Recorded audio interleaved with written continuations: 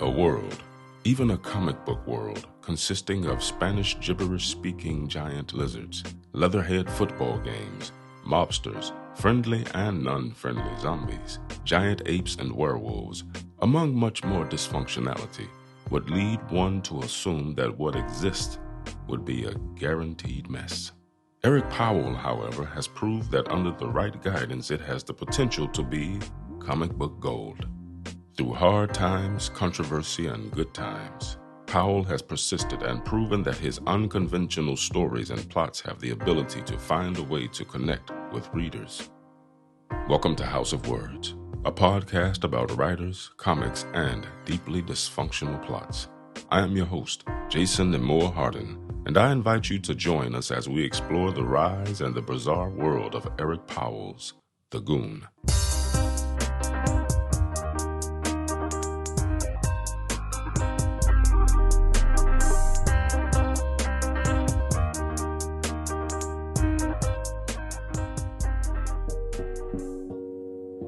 Quote, I think you can't censor yourself if you're trying to be funny, because you can't be fake and funny. I totally believe that you can't try to make people happy and be funny at the same time, because no matter what, you're going to offend somebody. End quote.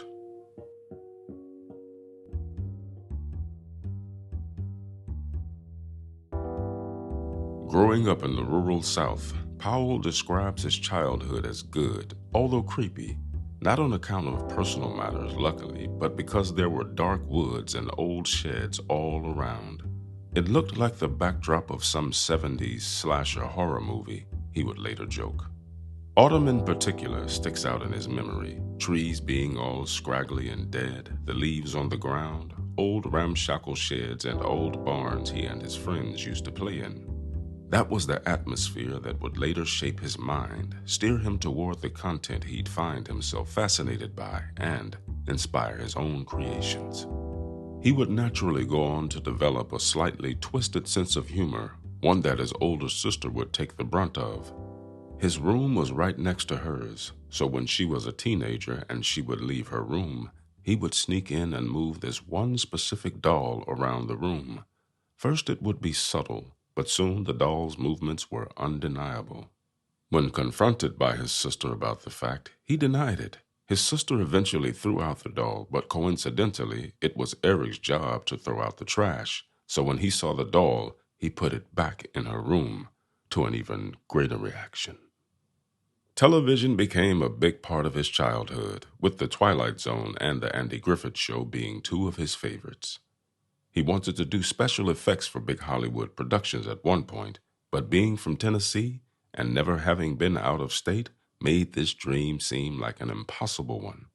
Drawing was his most persistent artistic endeavor in his young life, and he has no recollection of a time when he wasn't drawing. In school, particularly in junior high and high school, he was known as the art guy. Drawing up logos for t-shirts and posters of friends who were in bands made him sought after, and it also motivated him to perfect his craft. He also felt that comics seemed more achievable because as a comic book reader himself, he knew that the creators of the books he was reading were sitting at home, writing or drawing, or doing both, and would then send their pages into DC or Marvel Comics through FedEx. It just seemed to be something he could feasibly see himself doing. He didn't need a film crew to work. He didn't need a team of people. All he needed was a table, pencils, ink, and paper, and he could create a whole world all on his own. Being an introvert, it also seemed a lot more appealing and less stressful to sit by himself in his room making a book rather than going out and trying to do something else. The first artist that caught his attention was Bernie Wrightson, famous for drawing what is arguably some of the most important years of the comic Swamp Thing, among other comics. Eric's uncle had quite a collection of Swamp Thing comics in his basement, and Eric would go down there and play with his cousins and flip through the comics. The style automatically drew him in. The light work, the feathering, it ignited something within young Eric. After a period where he didn't read any comic books, a friend reintroduced him to them when he was a teenager. By this time, Frank Miller's The Dark Knight Returns had been published and comics had taken a turn for the more gritty. He began borrowing comics from his friend, borrowing the likes of Alien vs. Predator and Hard Boiled. Nothing seemed better to a teenage boy than crazy, uber-violent, oversexed comics. He didn't go to art school. Instead, he used his overly analytical sense and made his own exploration into the field. He studied on his own, taking deep dives into different types of art, not only comic book art, which he attributes to making him stand out from many other comic book artists. And that's not to say that he wasn't fascinated by the up-and-coming comic artists of the day, as Jim Lee and Todd McFarlane both made an impression on him. When he really started to consider pursuing a career within comics, he was torn between wanting to do his own characters and wanting to draw already famous characters. His first paying job was an assignment to work on Razor for London Night Studios. It felt like a big deal as he was finally getting paid for doing a comic.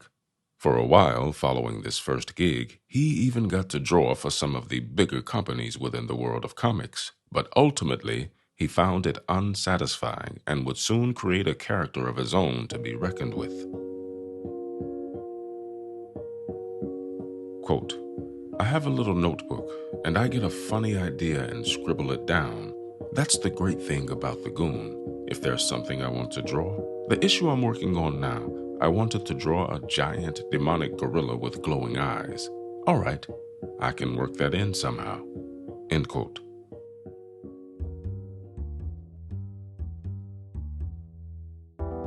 Though he hadn't given himself a deadline in regard to how long he would give himself to succeed within the industry, things suddenly became a lot more pressing when his girlfriend became pregnant right out of high school.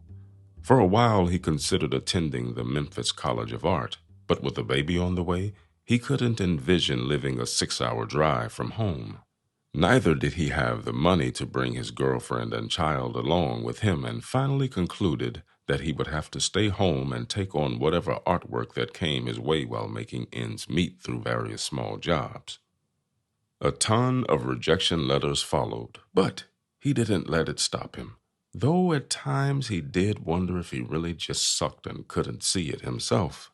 One particular example of this occurred after he sent some drawing samples to a publisher and received a letter. It was one of the first times that this had happened to him, and he was naturally very giddy about it and wanted to make a good first impression. It was only a sample script, but it felt like the real deal to him at the time. He sat down and drew the pages as well as he could in the shortest amount of time possible. He really wanted to impress them. Upon completing the pages, he sent them off, hoping that they would be impressed with his devotion and hoping they would see that he was good under a deadline. Unfortunately, he was torn apart in the next letter, which told him that he sent the art back too fast, telling him, "Why are you sending this back to me immediately? You should be working on this stuff." Another unjust criticism he was often met with was how editors representing major publishers would tell him that he should put his focus on either penciling or inking, but not both. Powell is thankful that he did both, as it proved to provide food on the table in the times he had to take any jobs that came his way. Looking back, he sees just how much backwards thinking there was in the industry. His earliest memory of the Goon is from simply thinking about the word goon. He was trying to conceive a creator-owned concept he could do, something that would help him show off the things he liked to draw and was therefore particularly good at. At the time, the character he came up with was somewhat of an ogre that had been sentenced to Earth on probation to hunt monsters. He drew a flat cap on the character, but it wasn't a 1930s-style flat cap. Instead, it was more like a punk rock look. He also had a leather jacket and long black hair. He thought the character looked quite cool, but ultimately, he didn't like it. Then one day, sometime between 1994 and 1996, he was just doodling around, working on some stuff, thinking about all the things he liked and could envision putting into a comic book. These were gangsters, the 1930s, and several additional elements that would ultimately wind up in the book. The word Goon popped into his mind again. He wondered if someone had already made a character whom was called Goon, seeing as Goon is a pretty common slang word for a bad guy, but, to his surprise, there was none. That day he began drawing this big, long-armed guy in a wife-beater with a flat cap on. And because no one else would dare give their character the name Goon, he gave the character giant buck teeth, which he also concluded no one else would dare do. That first day, he did 3 little drawings on a piece of paper, a full body pose, and 2 profiles, one with the flat cap on and one without. He then did another drawing of the Goon with his giant hand holding out a pistol. This was followed by a short synopsis for a story that was a lot more serious than the book ended up being. It was like Luca Brasi from The Godfather, except in reverse. It wasn't the thug who was assassinated, it was instead the boss, and then he goes on a killing rampage to get revenge for his boss's death. Then he backpedaled, thinking, "This is too serious. I want this to be funny and fun. I want to have fun drawing it." So he made it crazier.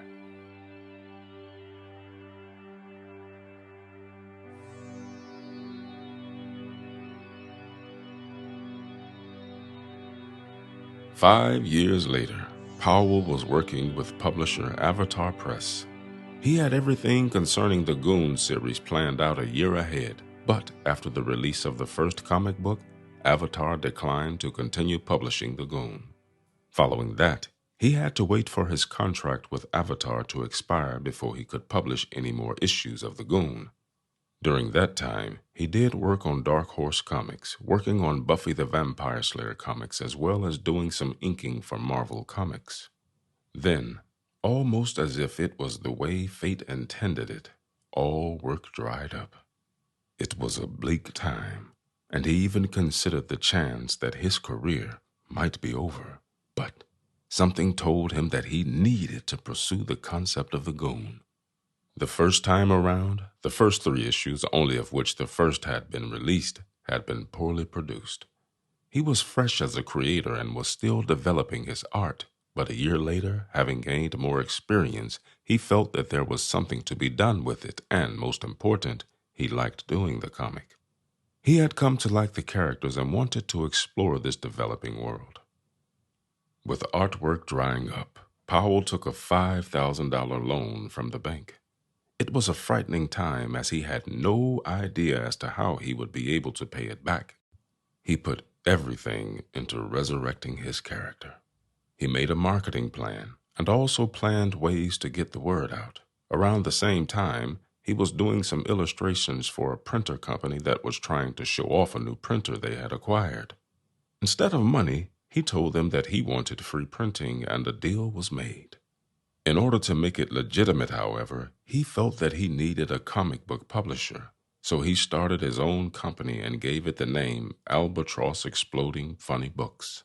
The name came from him being a big Monty Python fan and wanting to come up with a name which had the same kind of crazy sound as Monty Python's Flying Circus. Also, by having the letter A at the beginning of the name of your company would have it placed at the head of the catalog. He already had Exploding Funny Books in mind, but needed something that started with an A. The saying albatross around your neck occurred to him, and seeing as taking out a loan with little idea of how to pay it back was the albatross around his neck, it was settled. He then got a friend of his from high school to pose as the fake publisher and was on his way. So with a ton of his comics printed up for free, in color nonetheless, he sent them out to anywhere and everywhere he could think of. He figured that as long as he broke even for each issue he published, he would at least be able to keep going for 3 issues. To his great surprise, it did better than break even. He even earned some money on it. Word had rapidly circulated online, getting a buzz from the comic book community, which led to a rapid snowball effect. After the 4th issue was released, Dark Horse Publishing contacted him, telling him that they wanted to do the book together. He knew that he had the option to continue to self-publish, sell a few thousand copies, and keep all the money, But at the same time, he was realizing how hard it was to do everything all by yourself. It was not only writing and drawing the book, but it was having to coordinate distribution, the printing, advertising, and many other tasks all on your own. He wanted to focus on his art, and Dark Horse was also at the time publishing most of the books he liked and felt it would be cool to have his title among other books such as Hellboy, Sin City, and Madman, among others. The high-risk gamble on himself had paid off. On issue number 2 of the Albatross releases, he found that he was finding his footing within writing. It was the first Buzzard story, and the first time he felt that he'd struck a good balance between the crazy weird humor and the more serious elements of the series. When he went through the story after having completed it and thought to himself, that wasn't horrible, he knew he was on to something. Another major turning point for the series was when in 2007 Powell put the series on hold in order to work on a full book titled Chinatown. It would be his most ambitious endeavor thus far, and he's later stated how he was wary about going to a darker place, and on top of that, excluding humor. With the strong tale it told, he didn't feel it would be right to chop up the story. It would lose the emotional impact, he reasoned, if the reader would have to wait a month or two between the issues. Chinatown would explore the origins of the facial scars on the titular Goon's face. From the first time he wrote and drew the character with the scars, the questions concerning them came to light. Where did they come from? He wondered. From that came the loose idea that the scars had originated in Chinatown. The details were vague at the time, but they would pull the story forward and it would snowball rather than be a planned-out plot. Upon the release of Chinatown, he somewhat expected the response to be, "Go back to doing crap jokes. You're not a writer. Don't try to write seriously. I want to see funny." But luckily, his gamble on himself once again paid off and the fans loved the story.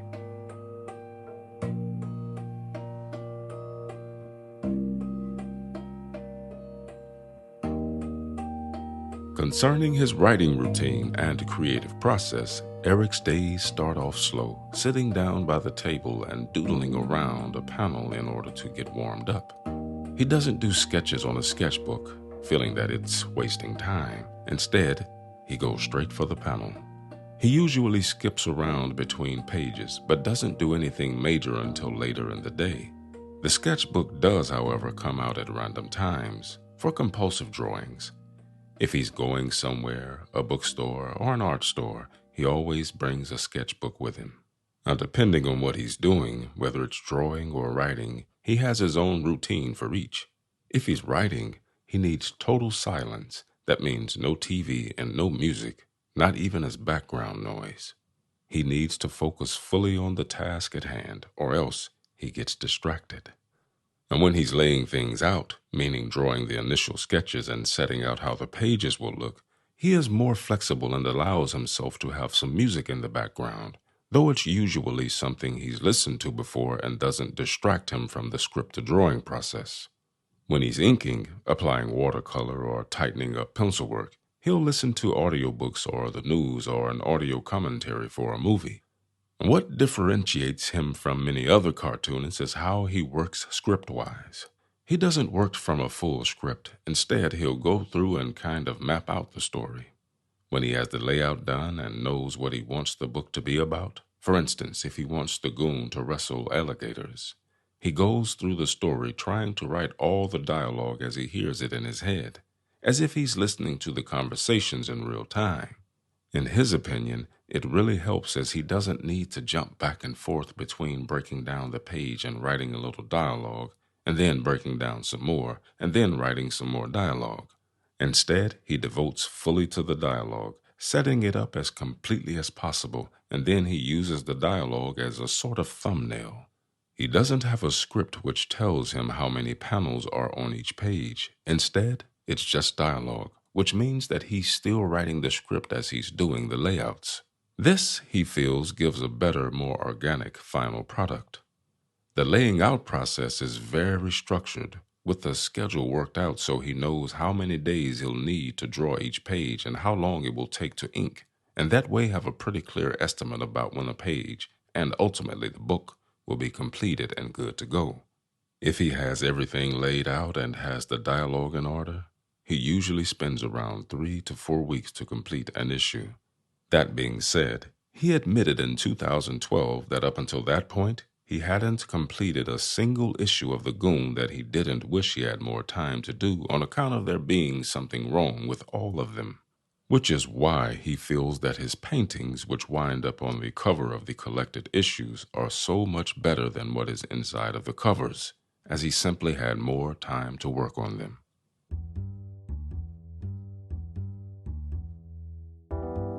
Eric Powell and his Goon have won 6 Eisner Awards and been nominated an impressive 14 times.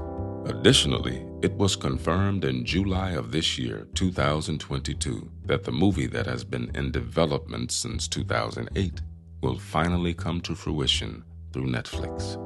He has continued to grow as an artist and a writer and recently wrote and illustrated the true crime story that was the life of Ed Gein in the graphic novel Did You Hear What Eddie Gein Done?, along with true crime author Harold Schechter.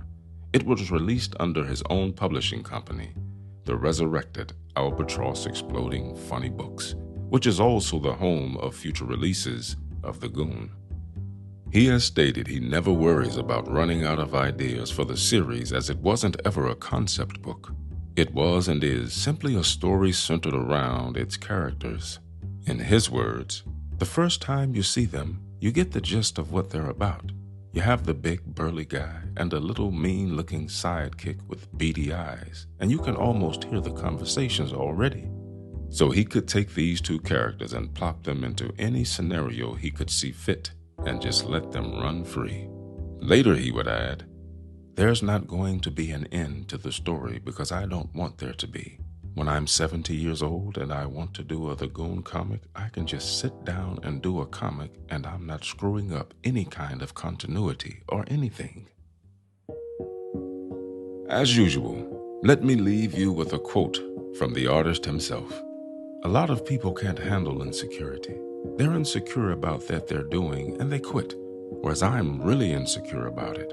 I think I suck and I don't want to show my work off, but at the same time, I'm internally competitive and striving to do better." End quote.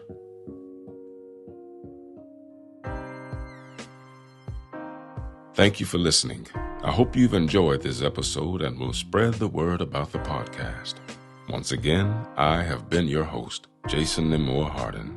We at House of Words ask that you please consider helping to make this show easier to produce and more frequent by contributing on our Patreon page at patreon.com/houseofwords or paypal.me/houseofwordspodcast.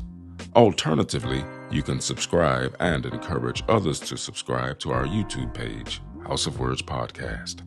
Every little bit helps more than you might think. Until next time, keep turning those pages.